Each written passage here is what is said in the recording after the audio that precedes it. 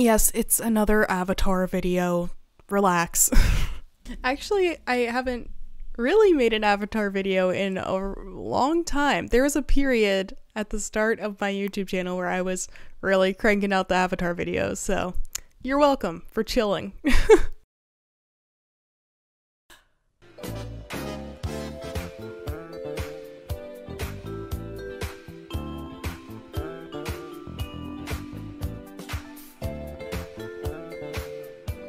And all I've got to offer is sensitivity, intelligence, and charm.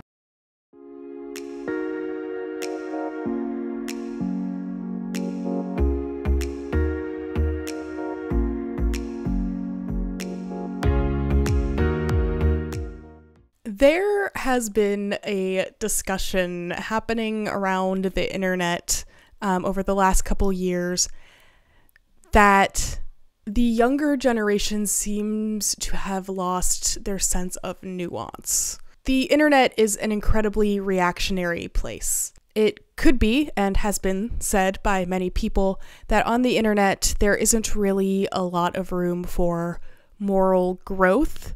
You have to have the right take at all times. And the argument kind of goes that this moral purity that the internet seems to require has had a very damning effect on media literacy. Acceptance of morally complex characters seems to be on the decline. Seems to be. I'm not sure if that's actually the case. The success of shows like Succession seems to kind of disprove this fear. I mean, Succession is a wildly successful show about morally bankrupt characters. So is this lack of nuance? So is this lack of nuance as big of a thing as maybe it appears to be? Probably not. But the reality of the situation doesn't seem to be changing Hollywood's perception of the situation. Think for a second about Disney villains. What was the last new Disney movie to have a clear-cut villain that's clear from the start of the movie? Tangled? Princess and the Frog? I don't remember which one of those came first, but I think it's probably one of those. There seems to be in Hollywood this fear of pushing boundaries, of presenting complex ideas specifically to children. And that brings us to the topic of today's video: Netflix's Avatar: The Last Airbender. Everyone is counting on me. Am I supposed to save the world if I don't know what I'm doing? But imagine what'll happen if you don't even try.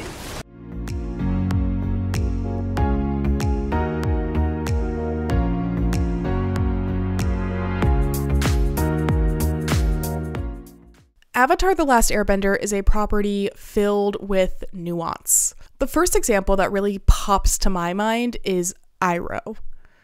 Iroh is one of the most beloved characters of my childhood and the childhoods of lots of millennials.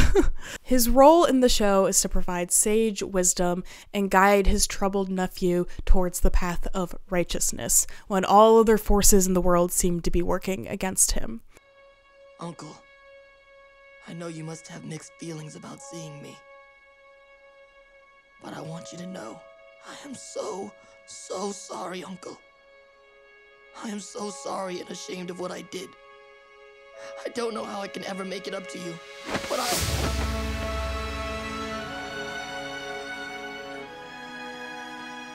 How can you forgive me so easily? I thought you would be furious with me. I was never angry with you. I was sad because I was afraid you lost your way. I did lose my way. But you found it again. And you did it by yourself. He's funny and warm and just a really great character. And a huge part of what makes him a great character is how complex he really is. When you're looking back at Avatar: The Last Airbender through the glasses of nostalgia, you might not remember that Iroh is a war criminal. He's done some horrible things in his life. The siege of Ba Sing Se was Iroh. And he will turn to abject violence if he feels that's the appropriate path. And that's actually something I kind of wish the original cartoon grappled with a little bit more. It definitely raises some eyebrows at Iroh's past, in brief references to his military career, but he's still primarily a lovable, sage, old man. And these contradictions held within this character are part of what makes him so fascinating. Speaking of characters with contradictions, I mean, like, the Avatar of Avatar: The Last Airbender? To call the Avatar a singular character isn't really fair. The Avatar is more a status and title that comes with certain abilities that's passed on from generation to generation. And within the previous generations of avatars, we find a lot of moral complexity. When I look down this lineage of avatars, two specifically pop out at me as interesting in this conversation. Kyoshi and Roku. Avatar Kyoshi, like, loves murder. I killed Chin the Conqueror. This bitch was like taking every opportunity to bash in some heads. Now, if this violence was justified given the context of her tenure as Avatar, you can debate that in the comments. But most would argue that violence in most contexts is not a morally righteous thing. She's also one of the most powerful avatars, and one which Aang communicates with quite frequently. The other really interesting guy is Avatar Roku. Avatar Roku is a generally morally good character hailing from the Fire Nation, or the bad guys of the show. Of course, the mere fact that he comes from a colonial empire makes his status as the Avatar a little bit morally dubious, despite how morally good he may be personally. Especially since he was the acting Avatar, as a lot of this colonialism, empire expansion, etc. was happening in real time and really kicking off. And that really comes into play with his relationship with Fire Lord Sozin, which we're going to talk about in like 2 minutes. So, hang tight. Even the two generations of the Avatar that we spend time with in the two animated series, Aang and Korra, are not morally perfect characters. They're incredibly naive, stubborn, and even prejudiced. The clear good guy of Avatar: The Last Airbender, the Avatar, is not necessarily what you would call a good guy. The Avatar is a complex human, just like real people. Moving from the good guys to the bad guys, let's talk about the Fire Nation for a sec. So, how can a genocidal imperialist nation have nuance? Well, now let's talk about Fire Lord Sozin, of Sozin's Comet fame, and a lot of other fames. Fire Lord Sozin is the grandfather of Fire Lord Ozai, who is Zuko's father. And he is the instigator of all of this imperial nastiness. Despite rarely appearing on screen, he's been dead for a while, he is ultimately the big bad of the show, the person who started it all. He's also a morally complex character. At the start of his story, he's kind of an alright dude. He's besties with Roku, and there's a blip, a moment of time when it would not have been ridiculous to watch him turn towards the path of goodness with his buddy Roku. Unfortunately, he does not go down that path and ends up betraying Roku. Please. Without you, all my plans are suddenly possible. I have a vision for the future, Roku.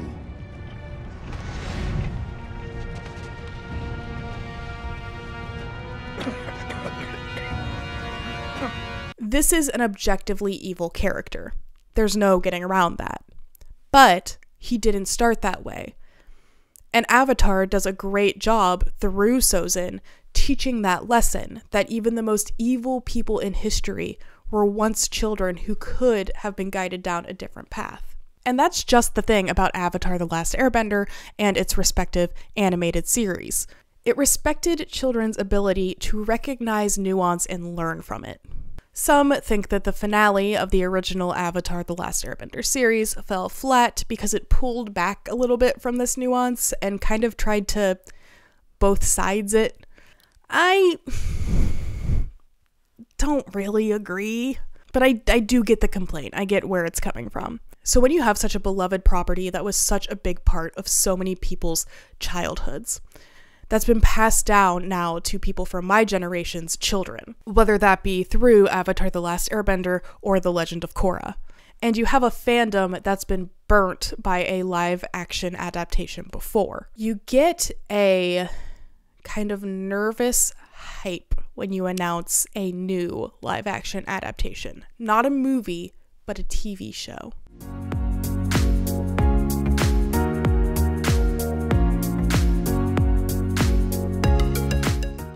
When Netflix first announced their live-action adaptation of Avatar: The Last Airbender, I saw mostly positive reactions from the internet, if a little cautious, a little cautiously optimistic.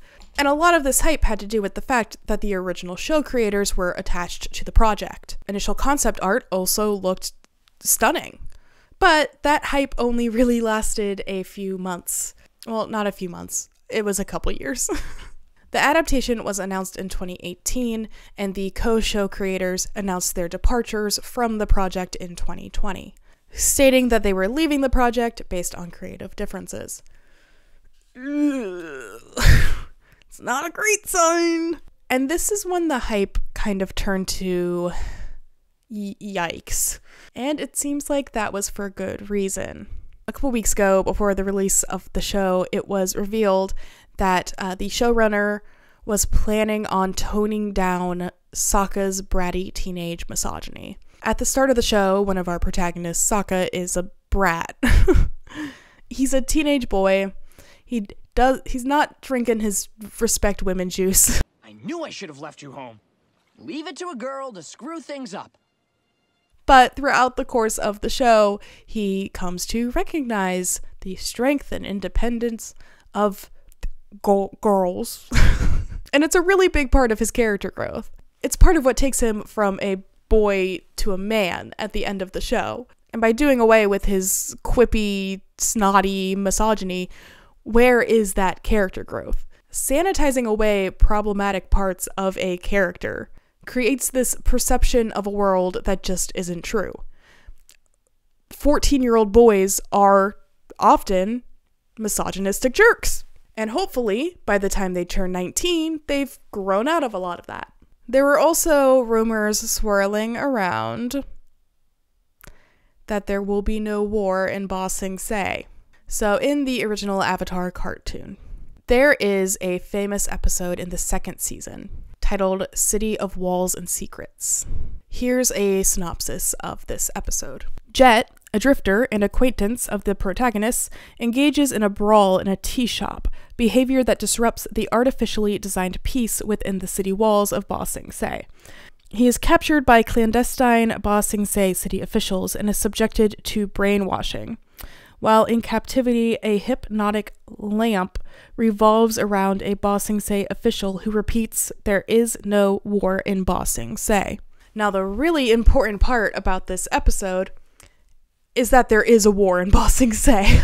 This has been a meme on the internet since the episode aired in 2006. Whenever any major event happens in the world and the media downplays it, you usually see this image floating around the internet. Rumors have been swirling that there will actually be no war in Ba Sing Se in this new live-action adaptation. The creators commenting that they would rather highlight the vibrant culture of this fictional city, defeating the point of its inclusion entirely. Now, to be transparent, I have not seen any confirmation of these rumors. I've only seen unsubstantiated posts. But if it's true, the fact that Ba Sing Se happens in season 2 makes me doubt the rumors, since we're only on season 1 of the live-action adaptation. But the fact that the storyline is a clear reference to the Chinese Cultural Revolution, where Netflix would want to sell the show, makes me think these rumors might have some credence. Regardless, I do think the rumors are believable, if not confirmed, and they point to a bigger issue. Because that's just the thing, isn't it? We can't address the war in Ba Sing Se. Things are black and white. There's no gray. Whoa, that rhymed. Sokka is a lovable goofball. He's not a misogynistic dweeb. There's no room for that kind of nuance. No way to ask your audience for that kind of media literacy. Despite, 8-year-olds in 2004 being able to grasp it.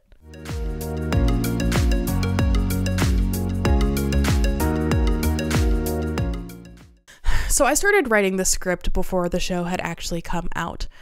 Between the time of writing the script and now filming, the show has released. I personally don't have Netflix anymore because it's run by a bunch of cops who don't allow password sharing. But based on the clips I've seen floating around, this show seems to have no faith in its audience. Like, there's a lot of hand-holding going on. The original cartoon trusted their child audience more than this. And before you say, oh, the target audience for this is also children, is it? Or is it nostalgic millennials? The original Avatar: The Last Airbender universe and its 2 animated shows taught children about the complexities of war, of poverty, of prejudice, of abusive power systems, of child abuse, of living with disabilities, of genocide, of propaganda, all while maintaining that balancing act of still being a children's show. And both of these original series are available in DVD box sets, on Paramount Plus, and a number of places. It hasn't gone anywhere. So my question is, why not just watch that?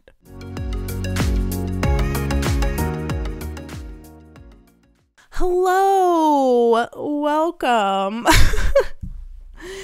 Thank you for watching this video. This was definitely a more freestyle, off-the-cuff kind of chit-chat style video, unlike my last one, which was a little bit more research-heavy and a little bit more scripted out. I hope you enjoyed it. If you did enjoy this video, smash that like button. Like and subscribe. Leave a comment down below, whether you hated it, whether you loved it, whatever. Engagement's engagement. If you would like to support the channel, links to my Patreon and some merch are in the link tree down in the description. And if you didn't like the video, can you tell me if Jet died? Because it wasn't clear. Bye.